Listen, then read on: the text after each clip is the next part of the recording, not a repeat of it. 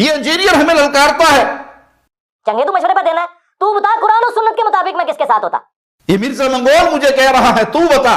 تو لیجئے مرزا صاحب میں بتانے لگا ہوں، آپ ماننے والے بنیے.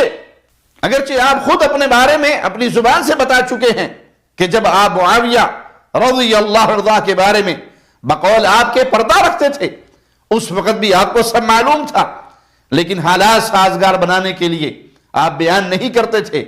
لیکن مرزا صاحب آپ تو اس وقت معاویہ کو خال المؤمنین، مومنوں کا روحانی ماموں کہتے تھے اور ان کے خلاف بولنے کو غلط بتاتے تھے. اس سے معلوم ہوتا ہے کہ جانتے بوجھتے آپ حق بیان نہیں کرتے. حق قبول کر لینا آپ کے لیے آسان تو نہیں، پر ہمیں پھر بھی اللہ کی ذات سے امید ہے شاید وہ آپ کو ہدایت نصیب فرما دے. اور ہمیں بھی دین پہنچانے کا حکم ہے. تو لیجئے صحیح بخاری اور صحیح مسلم جس سے ہمیں منہ چھپائے پھرنے کا باطل طعنہ دیتے ہو، انہی کتابوں کے اندر یہ حدیث موجود ہے. صحیح بخاری میں 3601 ابو ہریرہ رضی اللہ عنہ روایت کرتے ہیں کہ رسول اللہ صلی اللہ علیہ وسلم نے فرمایا سَتَكُونُ فِتَن، ان قریب فتنے ہوں گے، یعنی بہت سی آزمائشوں کا سامنا کرنا پڑے گا. تو آپ نے کیا فرمایا؟ القاعد فیہا خیر من القائم، اس میں جو بیٹھا ہوا ہے ان فتنوں کے حالات میں وہ کھڑے ہوئے شخص سے بہتر ہے. والقائم فیہا خیر من الماشی، اور جو کھڑا ہے وہ اس فرد سے بہتر ہے جو چل رہا ہے.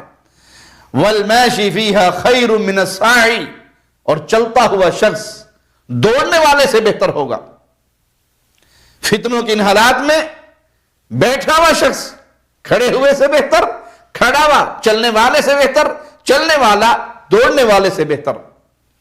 اور یہ فتنے کیسے انسان کو سمیٹ لیں گے، جکڑ لیں گے، انسان اس کے شکار ہو جائیں گے. وَمَن يُشْرِفْ لَهَا تَسْتَشْرِفْهُ، جو ان فتنوں کی طرف جھانکے گا تو وہ آزمائش اور فتنہ اسے اپنی لپیٹ میں لے لے گا. وَمَن وَجَدَ مَلْجَأً أَوْ مَعَاذًا فَلْيَعُذْ بِهِ، تو جب کسی کو اس وقت کوئی جائے پناہ ملے تو وہ وہاں پناہ لے لے. حافظ ابن حجر عسقلانی رحمہ اللہ نے فتح الباری میں صحیح بخاری کی حدیث نمبر 7081 کی شرح میں فرمایا ہر وہ قتال جو مسلمانوں کے دو گروہوں کے درمیان ہو، جبکہ جماعت پر ایک ہی خلیفہ نہ ہو، مطلب اہل ایمان کے درمیان اختلاف ہو، تو اس وقت قتال ممنوع ہوتا ہے. اور اس بات پر کئی احادیث ہیں. ابن ماجہ کی حدیث نمبر 3962 جسے شیخ البانی نے صحیح کہا، شیخ زبیر علی زئی نے حسن کہا، شیخ شعیب ارناؤت رحمہ اللہ اور ان کے ساتھیوں نے مسند احمد کی تحقیق میں اسے حسن حدیث قرار دیا. اور چونکہ مرزا ان کی تحقیق خود پیش کرتا ہے تو یہ انہی کی تحقیق کے مطابق ثابت شدہ حدیث ہے. محمد بن مسلمہ رضی اللہ عنہ سے روایت ہے کہ رسول اللہ صلی اللہ علیہ وسلم نے فرمایا انہا ستکون فتنہ وفرقہ واختلاف، ان قریب آزمائشیں ہوں گی، فرقہ بندی ہوگی اور اختلاف ہوگا. آزمائشیں ہوں گی، فرقہ بندی ہوگی، اختلاف ہوگا. فَإِذَا كَانَ كَذَلِكَ فَأْتِ بِسَيْفِكَ أُحُدًا فَضُرِبْهُ حَتَّى يَنْقَطِعْ، جب یہ حالات ہو جائیں اپنی تلوار لے کے احد پہاڑ پر آ جانا اور اسے پہاڑ پر مارتے رہنا یہاں تک کہ یہ تلوار ٹوٹ جائے. یہ کس کا درس ہے؟ یہ کس کی تعلیم ہے؟ محمد الرسول اللہ صلی اللہ علیہ وسلم کی. ثم اجلس فی بیتک، تلوار کو توڑنے کے بعد اپنے گھر کو لازم پکڑ لینا، اپنے گھر میں بیٹھ جانا. حتی یأتیک ید خاطئۃ او منیۃ قاضیہ، اپنے گھر میں بیٹھے رہنا یہاں تک کہ کوئی گنہگار ہاتھ تم تک پہنچ جائے. کیا معنی؟ کوئی ظالم تمہیں آ کر قتل کر دے یا فیصلہ کر دینے والی موت آ جائے.